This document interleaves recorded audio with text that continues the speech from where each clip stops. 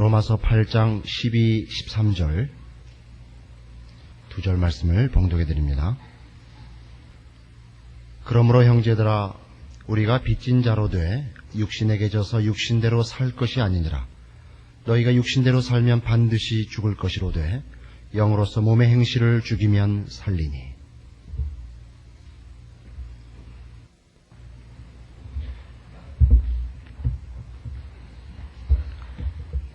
우리는 지난 몇 주에 걸쳐서 신자들이 그 성화의 책임을 갖고 있다는 것을 확인했습니다. 이것은 기도해서 얻어지는 은혜의 선물이 아니고 우리 각자가 자기 성화를 위하여 실제적으로 노력을 해야 되는 우리의 책임이요, 우리만이 감당할 일임을 확인했습니다. 7장에 책임으로서 넘어온다는 식의 발상을 성경은 가르친 적이 없습니다. 오늘 본문에서 보는 바와 같이 13절에 몸의 행실을 죽이면 살리랍니다. 너희가 육신대로 살면 반드시 죽을 것이로되 영으로서 몸의 행실을 죽이면 살리라. 그래서 우리는 우리 스스로 우리의 몸을 죽이는, 우리의 몸의 행실을 죽이는 싸움에 이제 돌입해야만 하는 것입니다. 그러나 이 몸의 행실을 죽인다는 말은 역사상 많은 오해를 낳은 문구 중에 하나입니다. 우린 로마서를 해오면서 구원 얻은 신자가 그 영혼은 분명하게 구원을 얻었지만, 그래서 분명하게 구원을 얻었다는 것은 그의 영혼이 중생하고 하나님과의 관계가 화목이 되고 예수 그리스도와 함께 하늘 보좌에 함께 앉아있는 지위와 운명을 소유하고 있는 것을 압니다. 그러나 그의 몸은, 신자들의 몸은 아직도 그 온전한 구원을 기다리고 있다고 성경이 가르치는 바와 같이 변화된 몸이 아니요 아직도 썩어짐과 죽음의 영향 아래에 있는 몸인 것을 우리가 확인했습니다.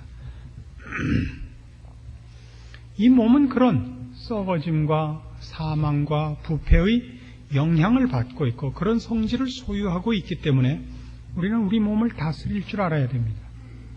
이 말은 우리 몸이 잘못이라든가 우리의 몸이 갖는 어떤 소원들과 본능들이 잘못이라는 얘기는 아닙니다. 우리 몸은 여러 가지 것을 요구합니다. 아름다운 것을 요구하고 기쁨을 요구하고 편안한 것을 요구합니다. 예술적인 활동이 있을 수 있고 식도락이 있을 수 있고 좋아하는 운동을 할 수 있습니다. 취미생활을 할 수 있습니다. 그러나 문제는 이 몸이 온전한 변화를 받은 몸이 아니기 때문에 분별과 균형과 질서를 넘어갈 수 있다는 사실입니다.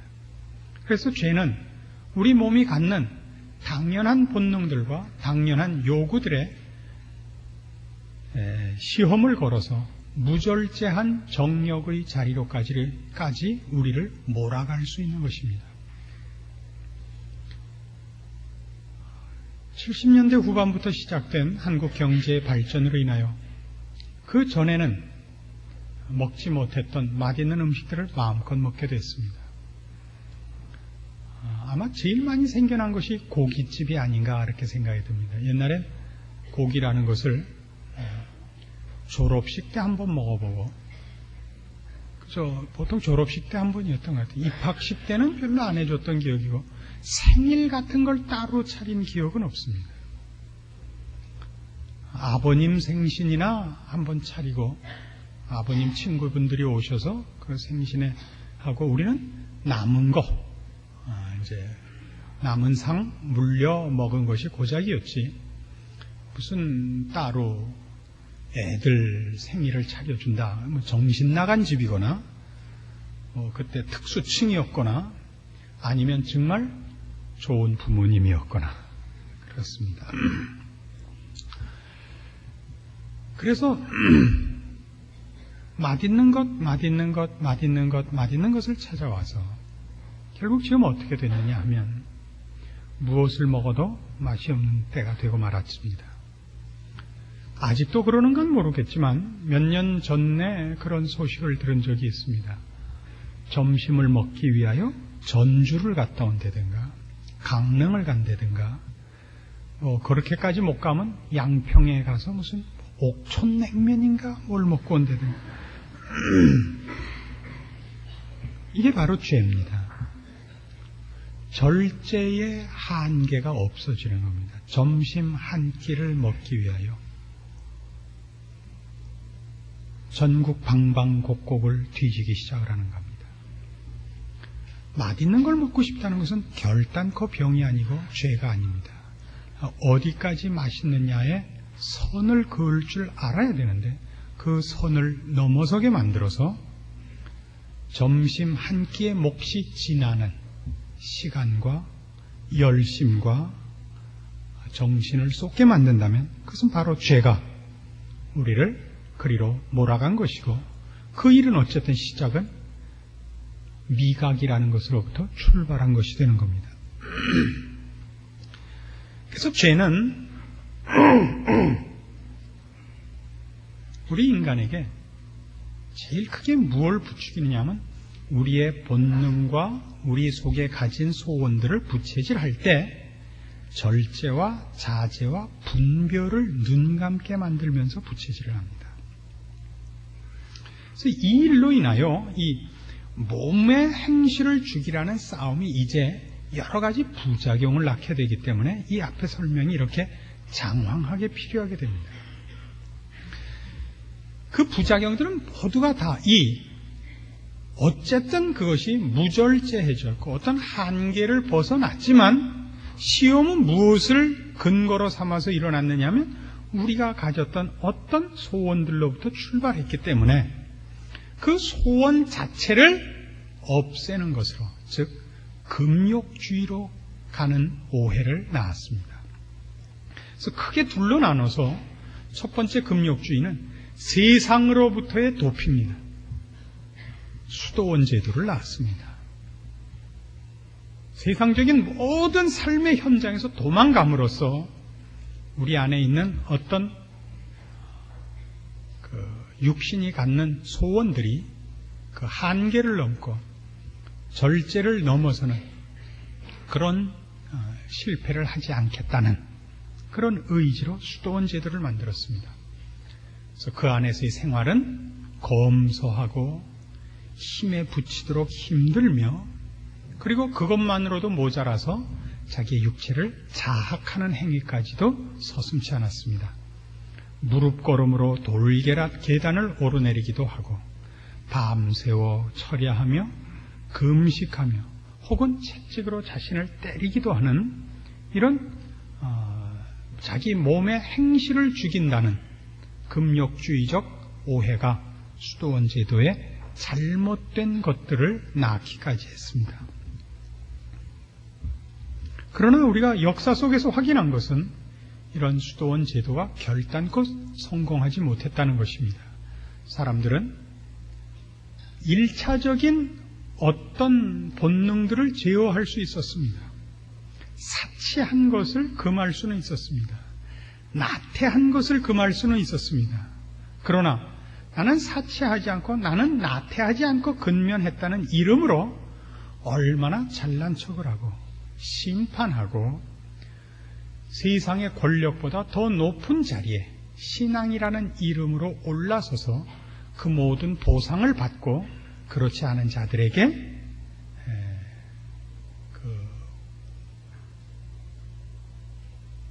상식을 벗어난 요구들과 심판권을 행사했는지 모릅니다. 두 번째는 조금 더 무섭습니다. 이 금욕주의가 또 하나는 어디로 갔느냐 하면 수도원주의로 가지 않고 이 수도원 제도라는 것이 천주교 쪽에서 생겼기 때문에 종교개혁이 일어난 다음에 이쪽 개신교 쪽에서 일어난 이 금욕주의의 운동 중에 하나가 경직된 경건주의입니다. 경건주의라는 이름으로 사용됐으되 올바른 경건과 다른 경직된 공포스러운 이 운동이 일어났는데 대표적으로 퀘이커 교도들을 들 수 있습니다. 더 깊은 신앙의 자리에 가고 싶은 운동이었으나 저들의 생활과 인생 속에서 웃음을 뺏어버렸습니다. 그래서 이 경직된 경건주의의 삶의 모습을 보면 엄격하고 무섭게 절제된 생활을 강요하고 있는데, 그 무섭게 절제되는 것의 그 목표가 뭐냐? 무엇을 무섭게 절제하느냐? 모든 쾌락입니다. 모든 쾌락을 무섭게 절제합니다. 그래서 물론 사치스럽게 옷을 입는 것을 막고 즐거울 수 있는 모든 것을, 오락을 다 금하며 웃는 것까지도 금하는 자리에 간 것입니다. 그리고 그 근거를 이렇게 제시했습니다. 성경에서 예수님이 웃었다는 기사를 본 적이 있느냐? 이렇게 나오면 골치 아픈 겁니다. 예수님이 우신 적은 있어도 예수님은 웃으셨다는 기사는 없다. 그렇죠. 주님은 지금 죄인을 구하러 오셨습니다. 불쌍한 동네에 오셨습니다. 처절한 삶을 사는 심령들 앞에 오셔서 웃으면 그건 말이 안 되죠. 그러나 주님께서 친히 이렇게 약속하셨습니다.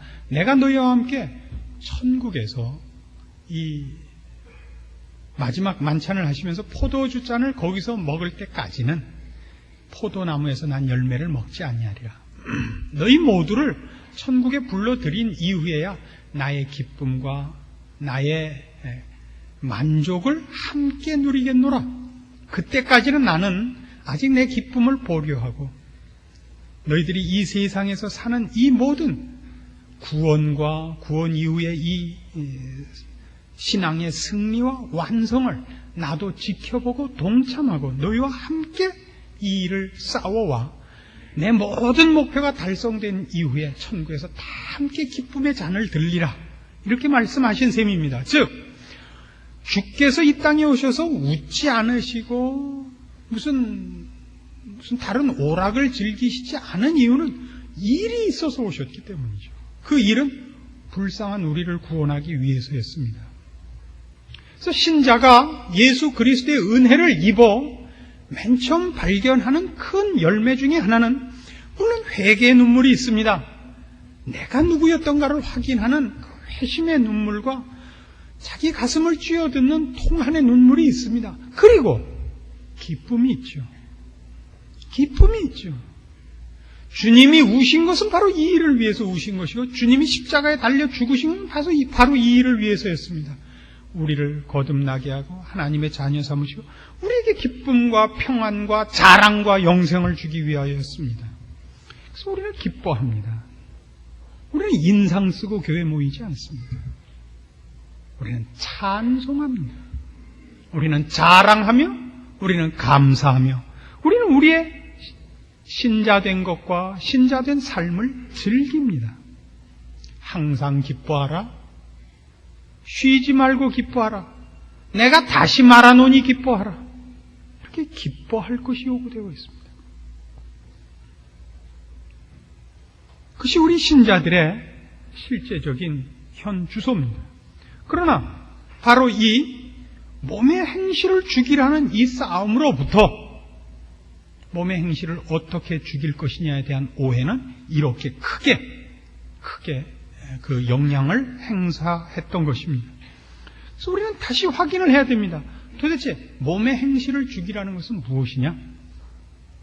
우리의 본능들과 우리가 소원하는 모든 것들, 그것이 기쁨이고 행복이고 하는 어떤 즐거움이라도 우리는 사양해야 되는가?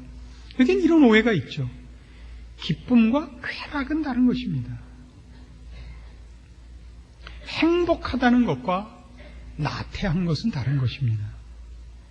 이런 구별이 우리에게 없기 때문입니다. 그래서 우리는 여기에서 이런 중요한 힌트를 놓치지 않고 보아야 됩니다. 13절 너희가 육신대로 살면 반드시 죽을 것이로되 영으로서 몸의 행실을 죽이면 살리라. 몸의 행실을 뭘로 죽여야 되냐면 영으로서 죽이도록 되어 있습니다. 영으로서 몸의 행실을 죽이라는 것은 근본적으로 이런 가르침입니다. 우리가 누구냐를 확인해서 내 삶을 내 육신의 본능과 소원에 맡겨두지 말라 이겁니다. 내 몸을 어디로 무엇을 위하여 준비시켜야 되는가를 분별하라 이겁니다.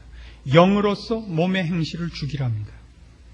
우리 안에 있는 모든 본능들을 채찍질하고 줘 박아가지고 KO를 시킬 작정을 하지 마시고 우리가 갖는 소원들을, 우리가 갖는 기쁨들을 무엇을 위해서 어떻게 쓸 것인가로 방향과 훈련과 원리를 몽땅 바꾸라고 가르치고 있습니다. 그래서 이런 것을 보십시오. 요한복음 1장 14절 말씀 봅시다.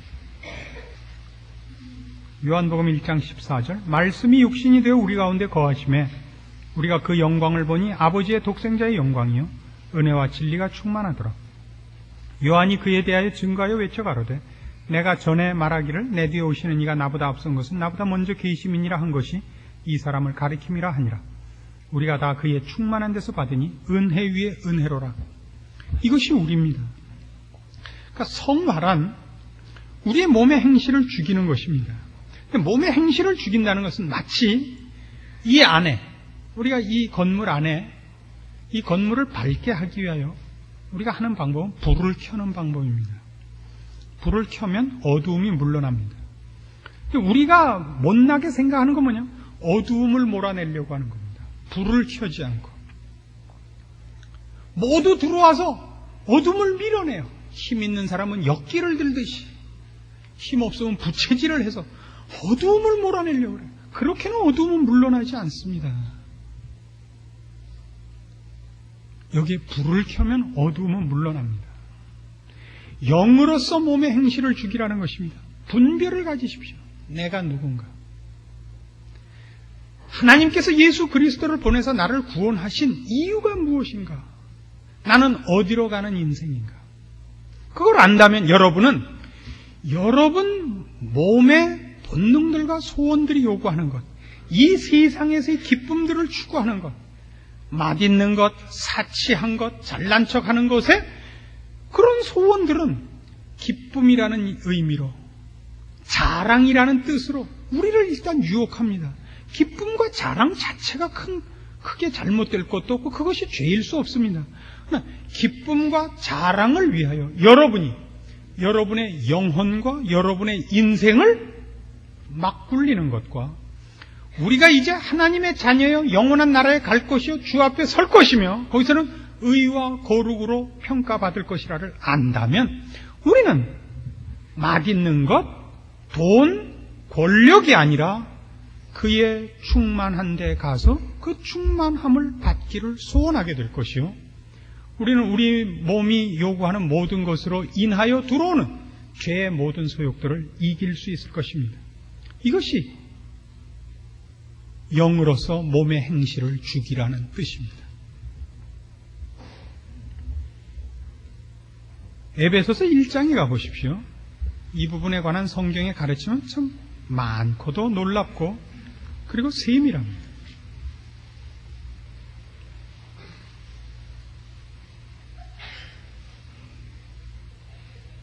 에베소서 1장 17절을 보십시오.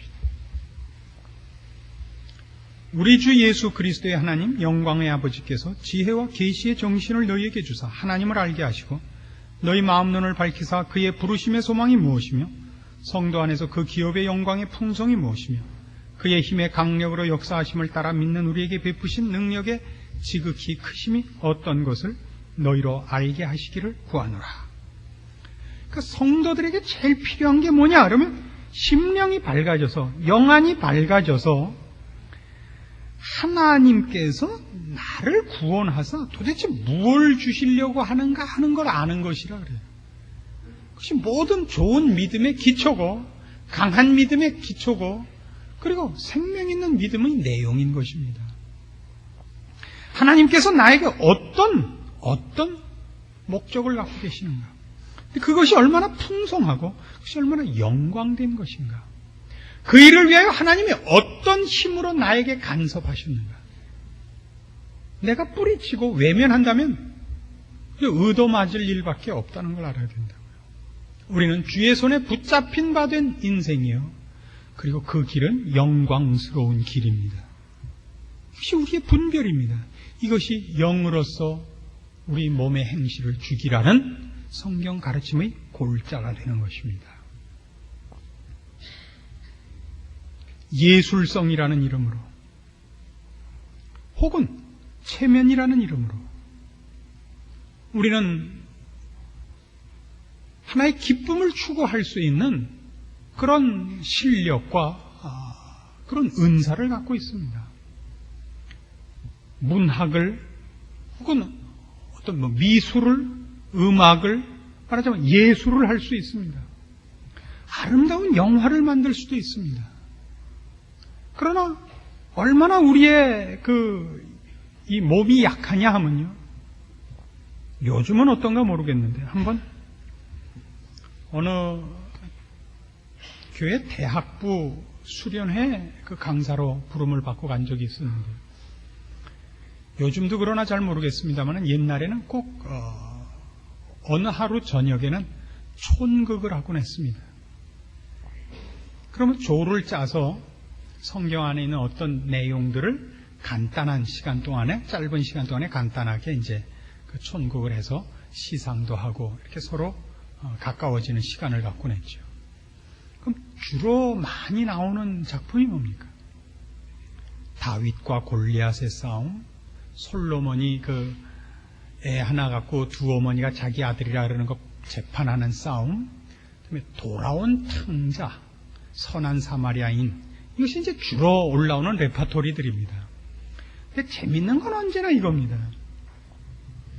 돌아온 탕자, 그렇게 하면 우리가 그 스토리를 다 알다시피 작은 아들이 자기 재산 달라 그래서 다른 나라에 가서 허랑방탕하다가 나중에 처절한 삶을 살다가 아버지 집에서 종로로 타는 게 낫겠다 그래서 돌아오는 장면입니다. 그럼 어디가 제일 많은 장면과 이 집중적인 묘사를 받아야 할 장면이라고 생각하십니까? 제가 생각을 한다면 작은 아들이 집을 뛰쳐나가는 장면, 왜 나가게 되는가? 왜 나가게 되는가? 부모가 가르치는 것과 본인이 하고 싶은 것 간의 갈등, 그러다 이제는 법적으로 나도 성인이니까 내 주장을 할 수 있다. 이런 부분이 좀 집중적으로 펼쳐진다면 참 좋겠다 생각이 들고, 또는 나가서 호랑방탕하다 이제 망하고 나자 있을 때의 친구들과 없어졌을 때의 냉대, 이런 것들이 좀 이렇게 확대됐으면 좋겠는데 예외 없이 확대되는 장면이 딱 하나 있습니다. 허랑방탕하는 생활. 그래서 이 교회 대학부에서 갔는데 어쩜 그렇게 술 따르는 것도 잘하고 그 역할 맡은 그 작부 옆에 와서 교태 떠는 것도 어쩜 그렇게 잘하고 내가 본 어떤 여자보다도 잘해요. 하긴 뭐 몇 못 봐서 그런지는 모르지만, 그리고 술 주정하는 거, 뭐 여인들의 유혹, 이런 부분을 너무나 잘해요. 그래서 만일 그 극을 15분 동안 하면 그 장면이 14분 걸리고, 그리고 끝에 휙 회개하고 다 같이 하나님을 찬양합시다 이러고 싹 끝나요. 그래서 내가 죽였죠 뭐. 쌍놈 새끼들, 지들이 하고 싶은 지랄은 다 떨고 결론만 우리 예수 믿고 돌아갑시다 이러지 마라. 너희가 원래 소원하는 건 이거다 이거죠. 아시겠어요? 그러니까 오늘날 모든 영화가 그렇죠. 지난번에 그 원초적 본능인가 그 얘기를 했더니 전화가 하나 왔어요. 그때 목사님 그 작품에서는 그 샤론 스톤이 살인자입니까? 아니면 그 같은 학교 심리학과를 나온 누구죠? 하여튼 경찰 내부에 있는 그 여자, 수사팀에 있는 그 여자가 범인인 겁니까? 그래서 말했죠. 속지 마십시오. 그 영화는 핑계거리를 그걸로 삼아놓고 뭘 풀어놨느냐 하면, 풀어놓기엔 샤론 스톤 지랄 떠는 걸 풀어놓은 영화예요. 그래서 우리는 다 그 여자 옷 입은 거, 옷 벗은 거, 그거 보고 온 거지. 핑계는 진짜 살인범이 누구야? 이거는 핑계란 말이에요. 예전에 우리가 좀 못 살던 시절에 고급 시계를 팔아먹어야겠는데, 고급 시계를 사면, 고급 시계를 차고 나가면, 그때는 조금 이렇게 좀 사람들 앞에 흉할 때였습니다. 그때 이런 밑도 끝도 없는 상업적 소문이 돌았습니다. 이 시계줄을 차면 혈압에 좋대. 혈압 좋으라고 찬 게 아니라 그 핑계를 대고 다 고급 시계를 찼던 기억이 안 나십니까? 안 나죠? 그 후에도 무수히 잘못을 해와서 그때 한 잘못 정도는 기억도 없는 거죠. 우리의 육신이 어떻게 붙잡혀 들어가는가 보십시오. 기쁨, 예술, 그러다 언제나 모든 영화는 이 시비에 걸리지. 예술이냐 외설이냐. 그렇게 걸려 들어가는 겁니다. 그래서 유명한 말이 있습니다. 어디가 예술이고 어디가 외설이냐? 제가 알기로는 사르트르가 한 말로 알고 있는데 아니면 올 수 없습니다만, 춤을 추다 넘어진 발레리나의 궁뎅이는 외설이다 이겁니다. 그가 춤을 추고 있는 동안은 예술이다 이겁니다. 예술일 때는 그 노축이 암만 심해도 거기서 생명을 봅니다. 생명을 보지만 그것이 예술 작품으로 가지 않고 되어 있는 노출은 고기 덩어리가 됩니다. 그래서 누구나 집어삼키려고 합니다. 다른 겁니다. 그래서 이런 걸 벗어나는 방법이 뭐냐? 그런데 안 가는 게 최선입니다. 그리고 빛을 다십시오, 자꾸. 성경은 우리에게 이렇게 요구합니다. 시편 1편으로 가보세요. 여러분 잘 아는 시편이죠? 시편 1편 1절. 복 있는 사람은 악인의 꾀를 쫓지 아니하며 죄인의 결에 서지 아니하며 오만한 자리에 앉지 않습니다. 죄를 피하십시오. 죄 옆에 가지 마십시오. 죄의 길을 따라가지 마십시오. 이게 첫째입니다. 어두운 데로 가지 마십시오. 두 번째는 2절. 오직 여호와의 율법을 즐거워하여 그 율법을 주야로 묵상하는 자입니다. 빛을 켜십시오. 그의 충만한 데 오십시오. 예수 그리스도께서 가지고 계신 충만함에 오십시오. 그럼 우리는 그의 충만한 것으로 받을 것입니다. 그 충만한 것은 다 의와 거룩이요 생명이요 진리입니다. 그러나 여러분이 악인의 길에 죄인의 자리에 가면 여러분 그들의 충만한 것을 받습니다. 그건 다 뭡니까? 그건 다 죄입니다. 요즘 한참 사회 정화가 일어나면서 정치권 사정 문제와 합해서 모든 잘려난 사람들의 불만은 뭡니까? 지들은 깨끗한가? 나만 먹었나? 왜 나만 잘러? 그러니까 같이 해먹은 사람끼리 있으면 아무도 아무를 정죄할 수가 없습니다. 그렇지 않습니까? 여러분들은 바로 이 세상에서 유일하게 빛이고 소금입니다. 여러분은 그 악인의 자리, 어두움의 일에 참여하지 마십시오. 요즘 신문에 난 글 중에서 여태껏 본 중에 제일 통쾌한 게 있다면 이 표현 하나입니다. 부동산을 갖고 있는 것이 고통이 되게 하겠다. 그건 참 좋은 표현입니다. 그리고 공가를 치려면 그쯤 쳐야 돼요.